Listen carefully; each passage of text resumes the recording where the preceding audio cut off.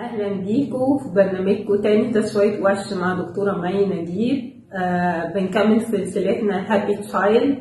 كنا اتكلمنا في فقرات قبل كده عن حاجات كتيرة بتخلي طفل سعيد، وبفكركم تاني ان الطفل السعيد اللي احنا بنتكلم عنه مش هو الطفل اللي دايما بيضحك، لا هو الطفل عينيه بتلمع، اللي هو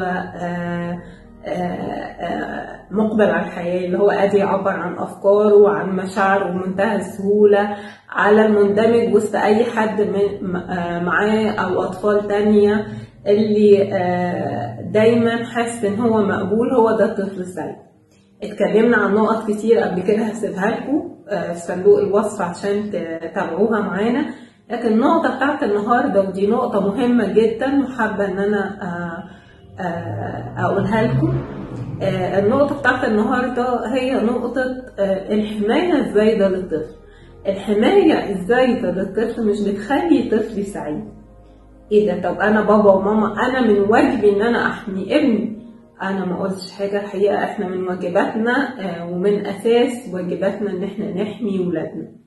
لكن خد بالك كويس قوي، كبابا وماما الطفل بيحب عشان يبقى سعيد لازم اديله الفرصة المناسبة والموجودة ان هو يواجه بعض الصراعات في حياته اللي تخليه اقوى، ويحس ان هو انتصر عليها، ويحس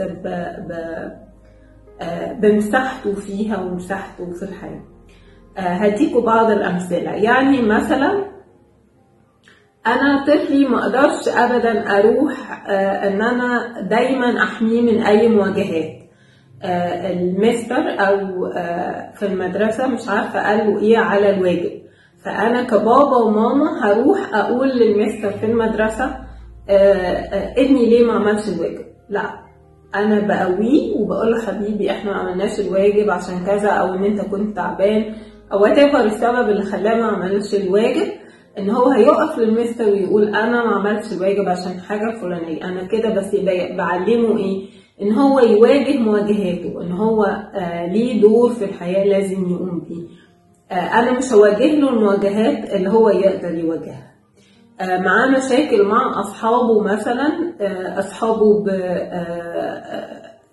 الشد والجذب بين الاطفال مع بعض، وبنتفاجئ مثلا ان الطفل بيجي دايما يشتكي مع اصحابه، فانا ببتدي اديله شويه حاجات.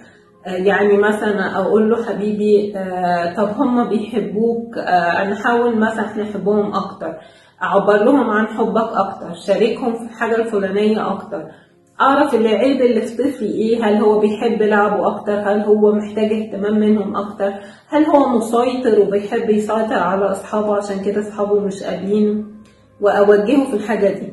لكن في نفس الوقت لازم اقول له ان مش كل الناس هتقبلنا. ايه يعني لو هم ما كانوش قابلينك؟ ايه يعني لو انت مختلف عنهم؟ ايه يعني لو هم المساحه اللي كانوا مدينها لك مش كل الناس هتقبلك؟ وعلينا ان احنا نبقى عارفين الحكايه دي، ان مش كل الناس هتقبلنا، وده حاجة هتواجهنا طول حياتنا، وعلينا ان احنا نتعامل معاها. ايه المشكلة ده؟ انا بديله كده ايه؟ انا بعلمه ان في تشالنج هيقابله في حياته وهو المفروض يتعامل معاه. مش كل الناس هتطبطب زي ماما، ومش معنى كده ان انا مش هحبهم، مش معنى كده ان انا مش هتعامل معاهم، مش معنى كده ان انا مش هقضي وقت معاهم.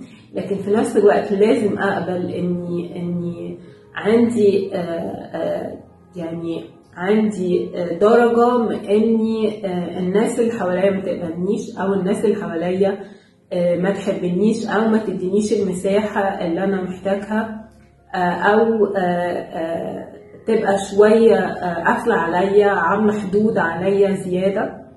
اقبل ده واعديه. وانا محتاجة اعلم طفلي ان هو ياخد باله من الحكاية دي وان هو يعديها. ان هو لما يجي يشتكي مش دايما اتصدر للمشاكل مكاني. لما يجي يشتكي احكي معاه وافهم مشاعره واقبلها وافهمها واقدرها كويس قوي، لكن في نفس الوقت اقول له ان ده موجود وان ده حاصل، وان ايه المشكلة. مش كل الناس هتقبلنا، او مش كل الناس هتقبل كل الناس، انت مختلف وحب اختلافك ولازم تبقى مختلف عنهم. الحكاية دي بتخلي طفلي حاسس بان هو سعيد. ليه؟ اولا ان هو مدعوم من بابا وماما، ان هو قادر يواجه مواجهاته، ان هو قادر يفهم ان هو مختلف، وان حتى لو هو مختلف في حاجة يقدر يقول لاصحابه لا، وبقوي عنده فكرة الاختلاف وفكرة ان من حقك تقول لا حتى لو الناس ما قبلتش منك ده. فكرة ان مش كل الناس هتقبلك، ومش كل الناس المفروض ان هي تقبلك. في ناس هتبقى مختلفة معاك، ومش معنى كده ان الناس دي مش بتحبك او ان انت ما تحبهاش. لا، كونك مختلف ده يخليك قابل حتى الناس المختلفة منك. كل ده بيخلي طفلي نفسه مش بس سعيد وهو طفل، لا، تعاملاته وأفكاره كمان لما يكبر هيبقى سعيد.